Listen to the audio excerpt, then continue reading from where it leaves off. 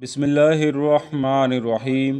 کائنات کے سب سے افضل اور اعلیٰ گھرانے میں یتیموں، بیواؤں اور مسکینوں کے ساتھ حسن سلوک اور رشتہ داروں کے حقوق اور تحفظ کا خاص خیال رکھا جاتا تھا۔ مکی معاشرے میں ایک نئے گھر کا اضافہ ہو چکا تھا، وہ گھر جو کائنات کا سب سے افضل و اعلیٰ گھرانہ تھا، جس میں اپنائیت و سکون اور چین اور اطمینان کا دورہ تھا۔ اللہ نے انہیں مال و دولت سے تو نوازا ہی تھا، مگر انہیں ہر وقت ایسے لوگوں کی فکر دامن گیر رہتی جو معاشرے میں سب سے زیادہ کمزور اور بے بس ہوتے۔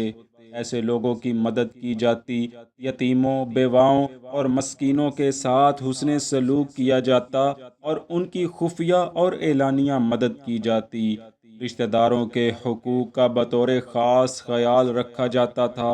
یہ گھرانہ حضور سید عالم حضرت محمد رسول اللہ صلی اللہ علیہ وآلہ وسلم اور ام المومنین حضرت سیدہ خدیجہ الکبریٰ رضی اللہ تعالی عنہا کا تھا۔ اس گھر میں دو بچے بھی پرورش پا رہے تھے۔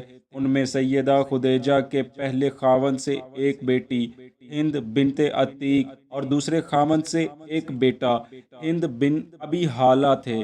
انہی کے نام سے سیدہ خدیجہ کی کنیت ام ہند تھی۔ بچے اللہ کے رسول کے ربیب تھے۔ شادی کے بعد جلد ہی سیدہ خدیجہ کے آنگن میں ایک پھول کھلا اور آپ کے ہاں ایک بیٹے کی پیدائش ہوئی، جن کا نام حضرت سیدنا قاسم رضی اللہ تعالی عنہ رکھا گیا۔ انہی کی وجہ سے جان عالم حضرت محمد صلی اللہ علیہ وسلم کو مکہ کی سرزمین پر ابو القاسم کہہ کر پکارا جانے لگا۔ ابھی سیدنا قاسم چھوٹے ہی تھے کہ یہ پھول مرجھا گیا۔ سیرت نگاروں کے مطابق انہوں نے چلنا شروع کر دیا تھا۔ وہ عمر کے اس حصے میں تھے کہ جب والدین کو بچوں کے ساتھ بے انتہا الفت و محبت ہوتی ہے۔ اس کے پیش نظر یقیناً باغ جنت کے اس پھول کے ساتھ آپ صلی اللہ علیہ وآلہ وسلم اور سیدہ خدیجہ کو بے حد پیار تھا، مگر اللہ تعالیٰ کی یہی مشیت تھی۔ دوستو، تاریخ کے اوراق میں ہمیں سیدنا قاسم رضی اللہ عنہ کے حالات زندگی سے زیادہ آگاہی نہیں ملتی، مگر سیرت نگاروں نے جو آپ کے مختصراً حالات بیان کیے ہیں وہ ہم آپ کے سامنے پیش کرتے ہیں۔ حضرت سیدنا قاسم رضی اللہ عنہ رسول اللہ صلی اللہ علیہ وآلہ وسلم کی اولاد اطہار میں سب سے بڑے تھے۔ انہی پر حضور کی کنیت تھی اور آپ ہی حضور علیہ الصلوۃ والسلام کی سب سے پہلی اولاد تھے، بلکہ وصال میں بھی سب سے پہلے آپ ہی کا ہوا تھا۔ یہ مکہ مکرمہ میں بعثت سے قبل پیدا ہوئے تھے۔ بچپن میں حضرت سیدنا قاسم کا کس عمر میں انتقال ہوا، اس بارے مختلف قول ملتے ہیں۔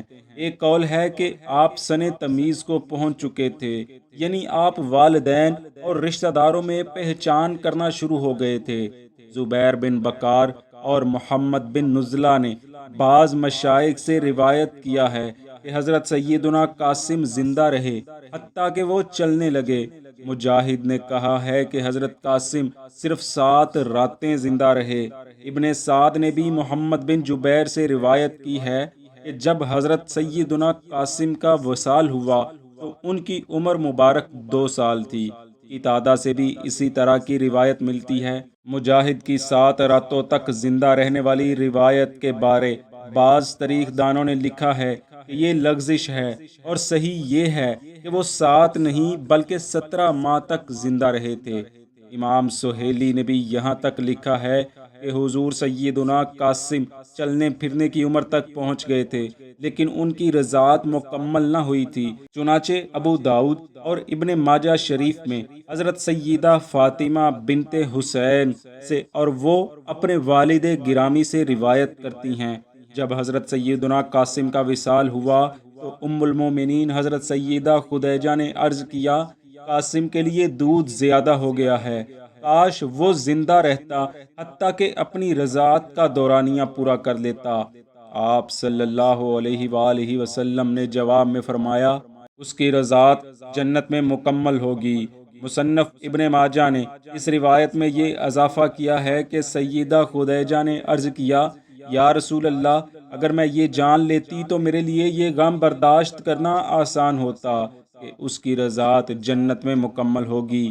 اس پر حضور نے فرمایا، اگر آپ چاہو تو میں اپنے رب سے التجا کرتا ہوں اور وہ اس یعنی ہمارے بیٹے قاسم کی آواز آپ کو سنا دیتا ہے۔ اس پر حضرت خدیجہ نے عرض کیا، بلکہ میں اللہ تعالیٰ اور اس کے رسول محترم کی تصدیق کرتی ہوں۔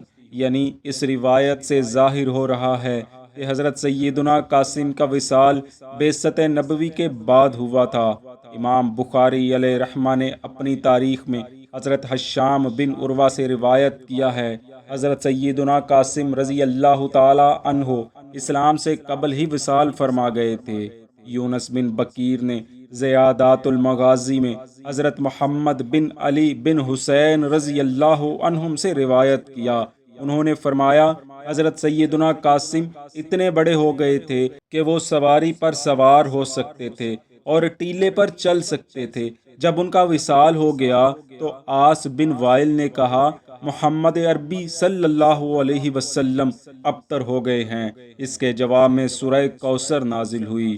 جب حضرت سیدنا قاسم کا وصال ہوا تو رسول اللہ صلی اللہ علیہ وسلم کو ابتر کس نے کہا تھا، اس میں بھی اختلاف پایا جاتا ہے۔ ایک قول کے مطابق وہ بدبخت عاص بن وائل سہمی تھا۔ بہت سے علماء نے یقین کے ساتھ اسی کا نام لکھا ہے۔ ایک دوسرے قول کے مطابق وہ بدبخت ابو جہل تھا اور بعضوں کے مطابق وہ کعب بن اشرف تھا۔ دوستو، حضرت سیدنا قاسم بن محمد رسول اللہ صلی اللہ علیہ وآلہ وسلم کا وصال کب اور کتنی عمر میں ہوا، اس کے بارے محدثین و مؤرخین میں شدید اختلاف پایا جاتا ہے۔ تاہم اس بات پر سب کو اتفاق ہے کہ رسول اللہ صلی اللہ علیہ وسلم کے سب سے پہلے صاحبزادے حضرت سیدنا قاسم رضی اللہ عنہ ہی تھے، جو کہ ام المومنین حضرت سیدہ خدیجہ رضی اللہ عنہا کے بطن اقدس سے پیدا ہوئے۔ دعا ہے رب العالمین کی ان پر لا تعداد رحمتوں اور انوار کا نزول ہو، اور ان کے ذکر خیر کی بدولت اللہ عز و جل ہماری بے حساب مغفرت فرمائے، آمین۔